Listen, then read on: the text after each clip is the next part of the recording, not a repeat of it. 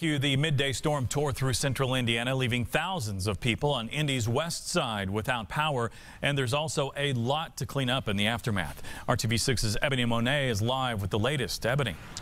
Take a look at this line of traffic here behind me. There is quite a backup, and this is not only caused by rush hour congestion. There's also another problem here on the west side. Several intersections, such as this one here at Girls School Road and 10th Street, are out here on the west side following the storm. We're also seeing a few tree limbs in the street, but for the most part, crews have worked very quickly to clean up the trees that just hours ago were blocking roadways on top of homes and on top of vehicles.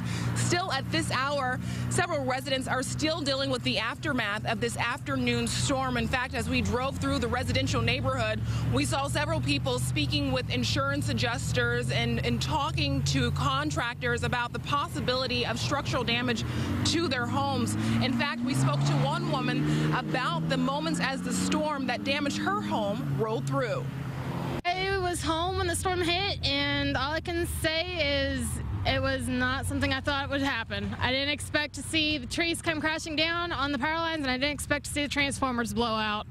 And I really wasn't expecting to see sparks come flying towards the house.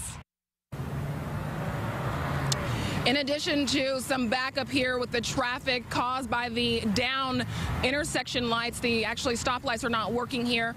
The power outage has also caused several of the businesses here on 10th Street to close today. Fazoli's is closed, Jiffy Lube is closed, as well as the McDonald's, and that's just an indication of what they're dealing with here on the west side as crews work to restore power to thousands of people. We, of course, will stay on top of this aftermath of this storm, and keep you updated on the people without power. Reporting live on the west side, Ebony Monet, RTV6. Yeah, can't be too careful around those intersections. Ebony, thank you. Those storms also took aim on Noblesville, where some homeowners are still without power there. RTV6's Chris Profit continues our team coverage from Noblesville, and he has the latest. Chris. And Todd, we're at 16th and Connor Street, which leads right into downtown Noblesville. This area is still closed off to traffic, and here's why. Because a tree fell right on that arm where that traffic light was. They're reinstalling, these workers, a new one right now, but this area is still closed off. About 850 people in Hamilton County still without electricity. A tree took out that stoplight at 16th and Connor, which of course closed a couple of blocks in this area. Winds of 50 to 65 miles per hour dropped trees and power lines just after noon. 1,000 Duke Energy customers in Noblesville lost power. Most of those outages were caused by trees falling on power lines. This 100-year-old home right behind me at 16th and Connor had an equally old tree in the front yard drop 3 feet from the house.